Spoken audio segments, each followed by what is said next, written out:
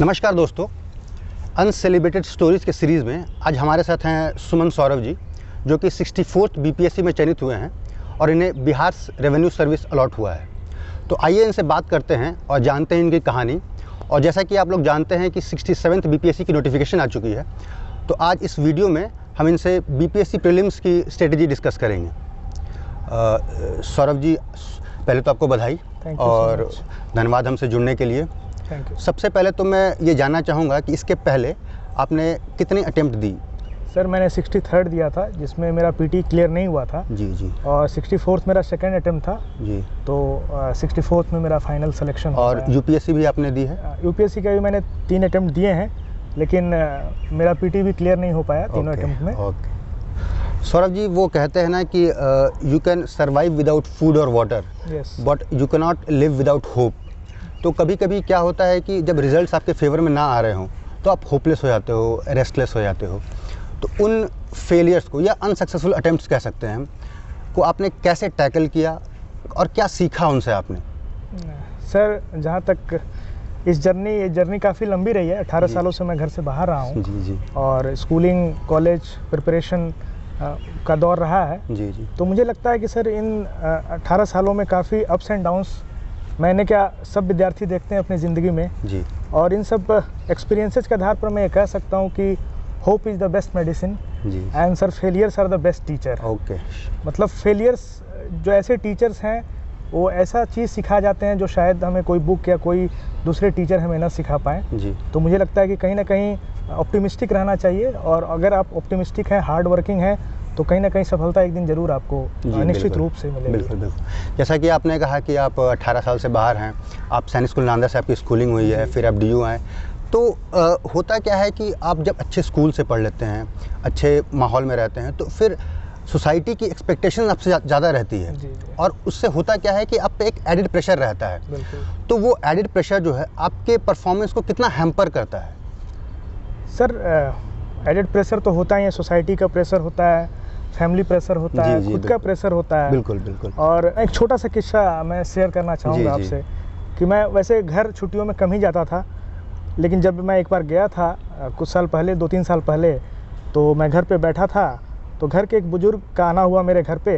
पिताजी से मिलने आए थे, तब तक वो कहीं थे, तो मेरी और उनसे बात होने लगी जी। तो भोजपुरी में एक लाइन कहा कि बेटा मर जाए तब मिठाई खिएबा का। तो यू कैन अंडरस्टैंड, इसका मतलब ये हुआ कि बाबू जब मर जाएंगे तब मिठाई खिलाओगे क्या? That actually pinches you. मैं पूरी तरह से हिल गया था जी कि सही में इतने साल बाहर हो गए, पढ़ाई हो गया, अभी तक कोई रिजल्ट नहीं आ रहा है, बार अटेम्प्ट्स पे अटेम्प्ट्स दिए जा रहे हैं, कुछ हो नहीं रहा है। और उन्होंने जो एक बात कही उस दिन, तो मैं मतलब शाम तक डिस्टर्ब रहा था, लेकिन रात में फिर मैंने इंट्रोस्पेक्शन किया कि सही में बात तो उनकी बिल्कुल सही है, प्रेशर बनता है, but it's all about how you take that words, actually how you count those words, what is spoken against you or in favor of you. And I took that as a learning lesson, because वो मेरे लिए एक था कि नहीं, चलो अब तक जो किए, आज से अब जी जान लगा दो कि कुछ ना कुछ आप जहाँ जाना चाह रहे हो उस मुकाम तक आप पहुँच पाओ। बेसिकली ये है कि आपके अगेंस्ट में चीज़ें बोली जाएंगी, but it is how you take it in a positive way और नेगेटिव वे। आप या तो डिप्रेस हो जाओगे या आपके परफॉर्मेंस में और निखार आ जाएगी। बिल्कुल जी। सुमन जी, अगला क्वेश्चन शायद हमारे व्यूअर्स के लिए बहुत इंपॉर्टेंट रहेगा। आप जानते हैं कि 67th बीपीएससी की नोटिफिकेशन आ चुकी है, तो क्या आप व्यूअर्स को बताना चाहेंगे कि आपकी स्ट्रेटेजी क्या रही प्रीलिम्स के लिए? क्योंकि शायद इन तीनों फेज में प्रीलिम्स सबसे टफ होता है, सबसे इम्पोर्टेंट हो जाएगा। आज के डेट में अगर हम देखें तो पिछले 66 का ही कट ऑफ देखें तो 98 से 108 चला गया, सीधे जंप ऑफ 10 मार्क्स। तो 10 मार्क्स का जंप करना मतलब काफ़ी लंबा लीप होता है। बिल्कुल। और लकीली मेरा 113 मार्क्स आया था 66 बीपीएससी में जी। लेकिन मैं किसी कारण बस मेंस नहीं दे पाया जी। तो जहाँ तक स्ट्रेटजी की बात है, तो इसमें सबसे ज़रूरी चीज़ है कि आप कितना लिमिटेड बुक्स, कितना रिसोर्सेज, वेब मटेरियल्स जो भी अवेलेबल हैं ऑनलाइन प्लेटफॉर्म पे, या बुक्स जो भी मार्केट में अवेलेबल हैं, उसका उपयोग करते हैं। आपको पता होना चाहिए, क्योंकि हमें पता है कि 150 जो क्वेश्चंस आने हैं जी। वो ऑब्जेक्टिव इन नेचर है जी। और टू द पॉइंट हमें जवाब देना है जी ऑप्शन में। तो हमें पता होना चाहिए कि going for the very subjective learning, we need to go for objective learning at least in the last 1 to 2 months। जी, and that 1 to 2 months should be all yours. बिल्कुल, it should not be given to Facebook, WhatsApp, chit chat, anything. बिल्कुल, बिल्कुल, बिल्कुल, to be very, मतलब आपको dedicated होना पड़ेगा। और सौरभ जी, वो जो 5वां ऑप्शन होता है प्रीलिम्स में, वो बच्चों को बहुत डिस्टर्ब करता है, बहुत ज़्यादा। उसको कैसे टैकल किया जाए? वो आप 5th ना कह के 6th 7th भी कह सकते हैं, बिल्कुल, 6th ऑप्शन का, क्योंकि उसके अंदर 2 ऑप्शन है। तो आयोग ने क्या किया कि कंपटीशन का लेवल और हाई कर दिया है जी। उससे क्या हो रहा है कि जब 6 ऑप्शन आपके सामने रहते हैं तो उसमें गेस वर्क करना बड़ा मुश्किल हो जाता है। जी। तो इससे बेहतर है कि जिस टॉपिक को आप कवर कर रहे हैं उसका इन डेप्थ नॉलेज होना बहुत जरूरी है। आप कोई भी पॉलिटी, साइंस, हिस्ट्री, ज्योग्राफी जो भी आप पढ़ रहे हैं, तो थोड़ा ऑब्जेक्टिव जाने के बजाय थोड़ा सा उसका डिटेल, हल्का डिटेल अगर जानकारी आपको है तो वो मुझे लगता है कि वो ई ऑप्शन को करने में काफ़ी मदद उससे हो जाएगा और आप आसानी से कर पाएंगे। जी। और मेंस और इंटरव्यू के बारे में अगर आप कुछ शेयर करना चाहें हमारे व्यूअर्स से? बिल्कुल सर, बिल्कुल सर। मुझे लगता है कि जहाँ तक मेरी स्ट्रेटजी रही है सर, पीटी और मेंस साथ साथ चलना चाहिए जी। क्योंकि पीटी के बाद हार्डली 2 से 3 महीने या 4 महीने कभी मिल जाता है। तो आप अगर ये सोच रहे हैं कि उन 3 महीनों में आप पूरे जीएस और ऑप्शनल का तैयारी कर लें तो मुझे लगता है कि वो थोड़ा टफ हो जाएगा। तो इसीलिए पीटी और मेंस साथ साथ लेकर चलें और जब लास्ट का 1 महीने से 15 दिन बचा हो पीटी में तो आप फुल टाइम जो है अपना वो पीटी को डेडिकेट कर दें। फिर मेंस के लिए थोड़ा स्लो हो जाए, पीटी पर ज़्यादा रिवीजन करें और फिर जैसे ही पीटी खत्म होता है आप मेंस की तरफ फिर से कंटिन्यू कर जाएं। जी। और वो जो आपका इंटरव्यू हुआ था वो कैसा रहा था आपका इंटरव्यू? अगर मैंने तो काफ़ी सारे जो सक्सेसफुल एस्पिरेंट्स हैं उनका मैंने इंटरव्यू देखा है जी। जहाँ तक मेरा इंटरव्यू का सवाल है सर, वो काफ़ी डायनेमिक था। जी। मतलब उसमें आप सोचो कि लगभग उसने सारे एरियाज़ को टच किया था। जो हमारा बोर्ड था उसमें इंडियन पॉलिटी से उन्होंने शुरुआत की, फिर वो हिस्ट्री पे आए, हिस्ट्री के बाद उन्होंने ज्योग्राफी मेरे ऑप्शनल सब्जेक्ट पे स्विच किया और उससे भी 3-4 काफ़ी अच्छे सवाल उन्होंने किए।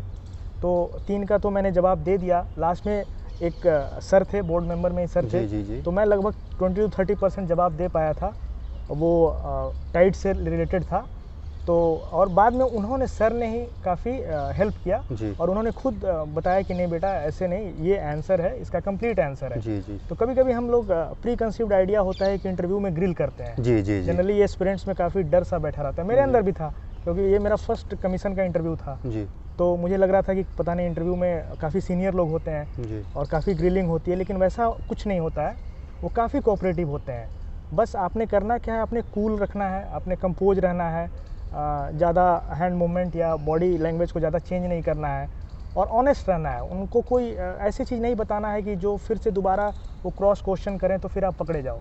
उनको बिल्कुल जो सही बातें हैं, जहाँ से आपने पढ़ाई की है, जो आपकी हॉबीज़ हैं, बिल्कुल सही बातें बतानी है क्योंकि वो फिर काफ़ी स्मूथ हो जाता है इंटरव्यू। और मैंने जो सीनियर से अपने गाइडेंस और दूसरे जगह से जो गाइडेंस मिला था मुझे इंटरव्यू के लिए, उसमें मुझे बोला गया था कि आप कम से कम जो न्यूज़पेपर पढ़ते हो, द हिंदू पढ़ते हो, द इंडियन एक्सप्रेस पढ़ते हो, उसके साथ साथ बिहार का जो न्यूज़पेपर है जो कि हिंदी में है, स्पेशली दैनिक जागरण, हिंदुस्तान, प्रभात खबर, तो उसको आप ज़रूर फॉलो अप करें। और मैं लास्ट 2-3 महीने से उसको फॉलो अप कर रहा था। अच्छा। और वो मुझे काफ़ी हेल्प किया ये सब जानकारी उनके साथ शेयर करने में।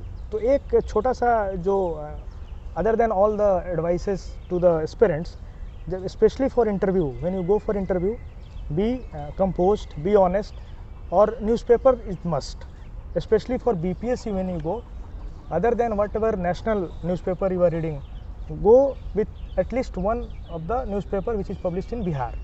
That is a small request to all the aspirants.